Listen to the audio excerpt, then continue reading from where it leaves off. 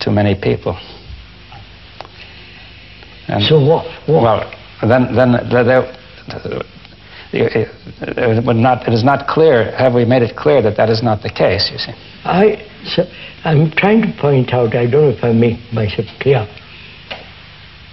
And when one is frightened, actually, there is no me separate from fear.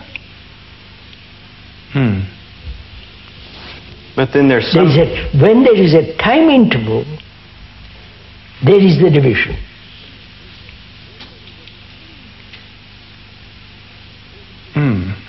And time interval, time is thought.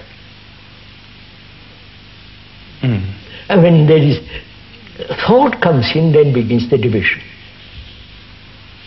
Because thought is memory. Yes. The past. Thought involves memory, yes. Involves memory and so on. So thought, memory, knowledge is the past. So the past is the observer.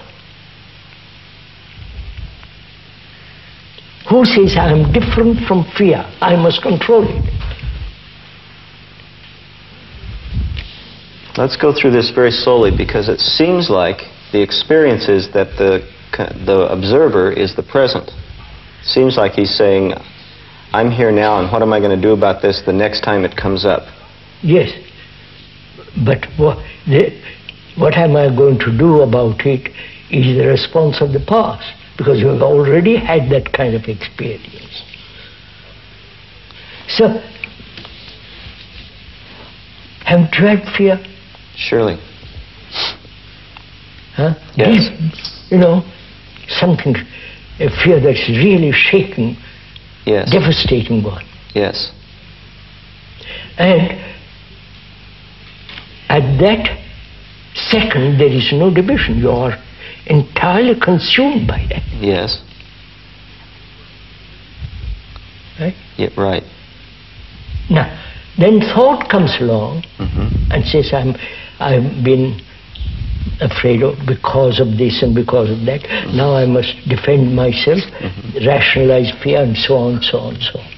It's so obvious. What are we discussing? Well, okay. You see, I think coming back again to the physical reaction, which can also consume you, and you say it, at the next moment you say, I didn't notice it at the time, thought comes in and says that's a physical reaction. Yes. Now I know it. You see, now what is the difference of these two cases? You see that in the second case, it would make sense to say, I know that I reacted this way before, right? That, you know, I can take such and such an action. Right? You see, I don't quite follow this. See, somebody can feel that it's true I get overwhelmed by a reaction and thought comes in, but that, in many areas, that's the normal procedure for thought to come in. If something shattering happens, and then a moment later you think, what was it? Right? Yes. Now, in some cases that would be correct, right? Quite right. Now, why is it in this case it is not, you see?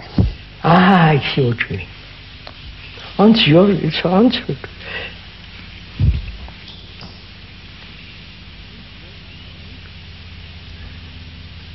You see, when you meet a rattle on a walk, yeah, which I've done very often. You meet a rattler. He rattles and you jump. That is physical, self-protective, intelligent response.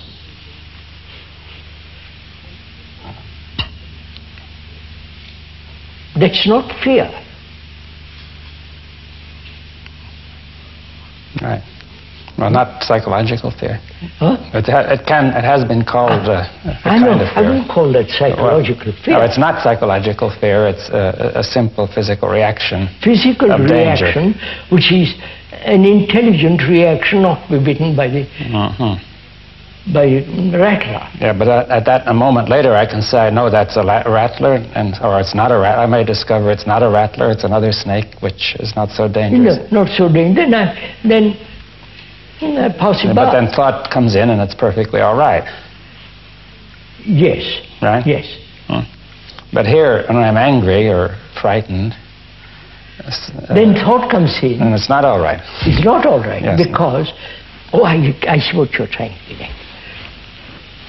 Why do I say it's not all right? Because fear is devastating. It blocks one's mind, thought, and all the rest of it. And one shrinks in that fear. Yes, I think, I see that you mean that possibly that when thought comes in, it cannot possibly come in rationally in the midst of fear. Yeah. Right? Yes. Is that what you... I'm trying to So say. in the case of physical danger, it could still come in rationally. Yes. Here it becomes irrational. Yeah. Why I'm asking you, why? Why do why doesn't one clear up all this awful mess? Well, it isn't clear. Look, sir, It isn't. it is a messy consciousness. Yeah, it's a messy consciousness. Messy consciousness, contradicting, Yeah.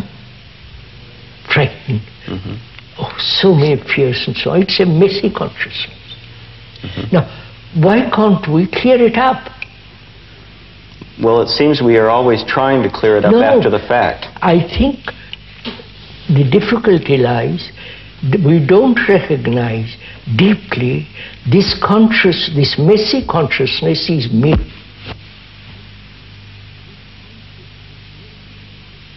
And if it is me, I can't do anything. I don't know if you get the point.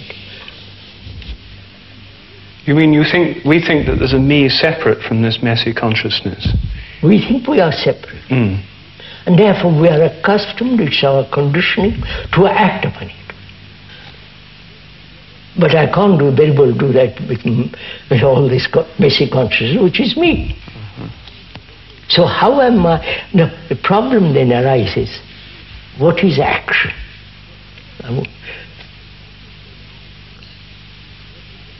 We are accustomed to act Yeah.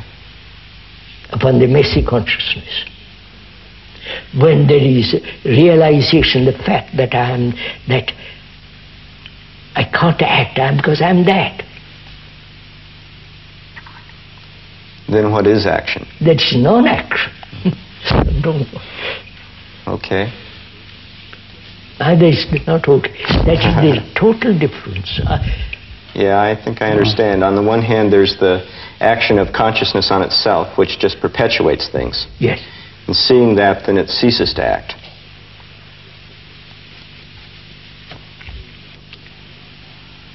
It's not non-violent. Sorry.